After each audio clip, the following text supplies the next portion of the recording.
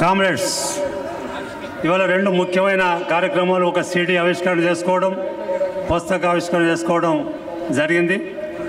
ఇవాళ భారత communist party 100 సంవత్సరాలు అంటే అనేక రాజకీయ పార్టీలు వస్తుంటాయి పోతున్నాయి, కానీ 100 సంవత్సరాలుగా అనేక ఆటుపోట్లకు గురై ఓటమి గెలుపులు క్రైటీరియా కాకుండా ప్రజా సమస్యల మీద పోరాడుతూ ప్రజల కోసం నిత్యం తపిస్తూ ప్రజల కొరకు జెండాను ఎగురవేస్తూ ప్రయాణం సాగిస్తూ ఉన్నారు. ఇవాళ ఈ తెలంగాణ రాష్ట్రంలో ముఖ్యంగా నల్లగొండ జిల్లాలో భారత కమ్యూనిస్ట్ పార్టీ 1952 నుండి మరి 1964 వరకు అన్ని నియోజకవర్గాలు శాసనసభ్యులుగా పార్లమెంటు సభ్యులుగా భారత కమ్యూనిస్ట్ పార్టీ అభ్యర్థులు గెలుపొందిన విషయం మనమందరం గుర్తు చేసుకోవాల్సిన అవసరం ఉంది. 64 చీలిక తర్వాత మళ్ళీ కమ్యూనిస్ట్ పార్టీకి కొంత మరి నష్టం జరిగి మన ప్రాతినిధ్యం తగ్గుతూ వస్తూ ఉన్నది. అయినప్పటికీ మళ్ళీ ధర్మభిక్ష గారు పార్లమెంట్ సభ్యులుగా, సుధాకర్ రెడ్డి గారు పార్లమెంట్ సభ్యులుగా, అట్లాగే గుర్రం యాదగిరి రెడ్డి గారు, ఉజ్జి నారాయణరావు గారు, బద్దు చౌహాన్ గారు, అట్లాగే నేను రవీంద్ర కుమార్ మళ్ళీ శాసనసభ్యులుగా, రామశర్మ గారు ఈ జిల్లా నుండి ప్రాతినిధ్యం వహించడం అనేది జరిగింది. అంటే అటు సిపిఎం అభ్యర్థులు కూడా ప్రాతినిధ్యం కోల్పోవడం జరిగింది. అంటే దీని అర్థం ఏంటి?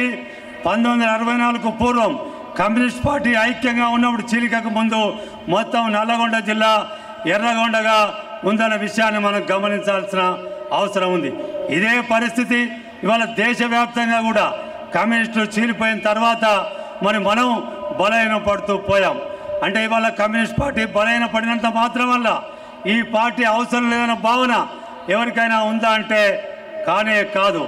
ఇవాళ అధికారంలో ఉన్న కాంగ్రెస్ పార్టీ కానీ, గతంలో అధికారంలో ఉన్న తెలుగుదేశం పార్టీ కానీ, అదేవిధంగా అంతకంటే ముందు టీఆర్ఎస్ పార్టీ కానీ, వీళ్ళందరూ కూడా మరి ఏం చెప్తుంటారంటే కమ్యూనిస్టులు బలహీనం కావడం దేశానికి నష్టం జరుగుతుందని చెప్తూ ఉంటారు.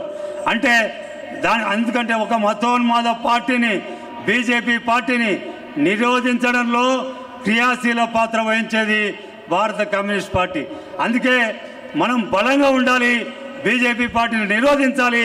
కానీ మనం అధికారంలోకి రావద్దనే భావన ఉన్నప్పటికీ కూడా మన పార్టీ బలంగా ఉండాలని అందరూ కోరుకుంటున్న విషయాన్ని మనం గమనించాల్సిన అవసరం ఉంది.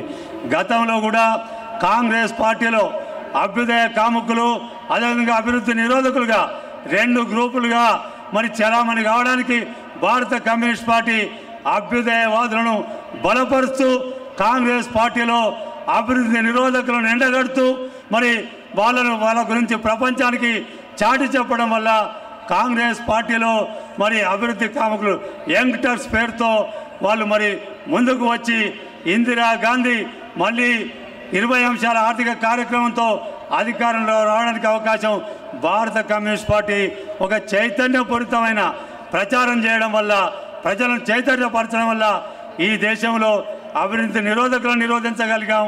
అట్లాగే బీజేపీని నిరోధించడానికి ఆనాటి నుండి ఈనాటి వరకు కమ్యూనిస్ట్ పార్టీ ప్రయత్నం చేస్తూనే ఉంది. అందువల్ల ఇవాళ భారత కమ్యూనిస్ట్ పార్టీ ఏ లక్ష్యంతో భారతదేశంలో పార్టీ ఏర్పాటు చేసిందో మన నాయకులు చెప్తారు. శాస్త్రీయ సోషలిజం రావాలని, మరి కమ్యూనిజం రావాలని ఆ లక్ష్యంతో ఇవాళటి వరకు మరి ఎత్తిన జెండా దించకుండా మరి మనం ముందుకు పోతూ ఉన్నాం. అనేక మంది ఈ నల్లగొండ జిల్లాలో తెలంగాణ సాయుధ పోరాటం ఇక్కడే ప్రారంభమైంది. కొన్ని వేల మంది అమరులైనారు. మొత్తం తెలంగాణలో 4500 మంది అమరులైనారు. ఇవాళ తెలంగాణ సాయుధ పోరాటం యోధులుగా ఉండి మన పార్టీలో రాష్ట్ర నాయకులుగా పాల్గొని రాష్ట్రానికి అనేక సేవలు అందించిన కందిమల్ల ప్రతాప్ రెడ్డి గారు, అట్లాగే దొడ్డ నారాయణరావు గారు, పువ్వాడ నాగేశ్వరరావు గారు, ఎంకే మైనుద్దీన్ గారిని ప్రత్యేకంగా వారిని సన్మానం చేయాలని మనం ఇక్కడికి ఆహ్వానించడం జరిగింది. కానీ ఎంకే మైనుద్దీన్ గారు అనారోగ్యంతో ఉన్నాడు. వారికి రావాలని కోరిక ఉందని చెప్పాడు. నన్ను అంబులెన్స్లో తీసుకుపోయినా నేను వస్తానని చెప్పాడు. నేను రావడానికి సిద్ధంగా ఉన్నా అన్నాడు. ఆ సంగారెడ్డి జిల్లా సెక్రటరీ కామ్రేడ్ జలాలుద్దీన్, ప్రకాష్ రావు వెళ్ళి మాట్లాడారు. అయితే అంబులెన్స్లో తీసుకురావడం, అదేవిధంగా ఆక్సిజన్తో తీసుకురావాల్సిన పరిస్థితి ఉంది. దానికి అంగీకరించలేదు. మేమే అక్కడికి వెళ్ళి ఈ సన్మానం చేస్తాం రాష్ట్ర పార్టీ నాయకత్వం అని వారికి నచ్చ చెప్పడం జరిగింది. అట్లాగే పువ్వాడ నాగేశ్వరరావు గారు కూడా కాస్త ఈరోజు కొద్ది ఆరోగ్యం బాగలేదు రాలేనని మెసేజ్ ఇవ్వడం అనేది జరిగింది. మిగతా మనం ఆహ్వానించిన నాయకులందరూ రావడం జరిగింది. ప్రత్యేకంగా రాజా గారు ఇందులో పాల్గొనడానికి వచ్చారు. సురవరం సుధాకర్ రెడ్డి గారు కూడా కాస్త ఇబ్బంది ఉన్నా వారు కూడా ఉత్సాహంగా ఈ నల్లగొండ జిల్లాకు 2 పర్యాలు పార్లమెంట్ సభ్యులుగా ప్రాతినిధ్యం వహించడమే కాకుండా ఈ రాష్ట్ర పార్టీ కార్యదర్శిగా, జాతీయ ప్రధాన కార్యదర్శిగా ఈ నల్లగొండ జిల్లాకు అవినాభావ సంబంధం ఉన్న నాయకుడిగా మిమ్మల్ని అందరినీ చూడడానికి వారు శ్రమతో ఇవాళ ఇక్కడికి రావడం జరిగింది. అందువల్ల వారు ఈ మిమ్మల్ని అందరూ చూసిన తర్వాత వారు చాలా ఆనందంతో ఉన్నాడు. అయితే మరి బ్యాడ్ లక్ ఏమిటంటే మొన్నటి నుండి గొంతు కూడా పోయింది.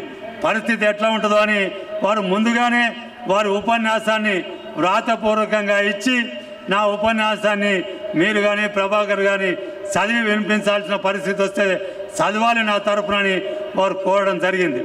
అంటే అంత శ్రద్ధతో వారు రావడం చాలా ఆనందంగా ఉంది.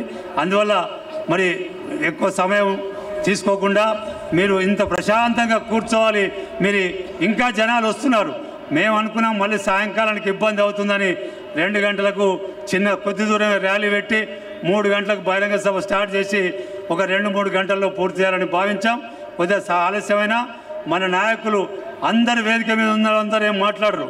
జాతీయ స్థాయి నాయకులు రాష్ట్రంతో ఒకరిద్దరు మాట్లాడి ఈ కార్యక్రమం ముగుస్తుంది. కాబట్టి మీరు సమావేశం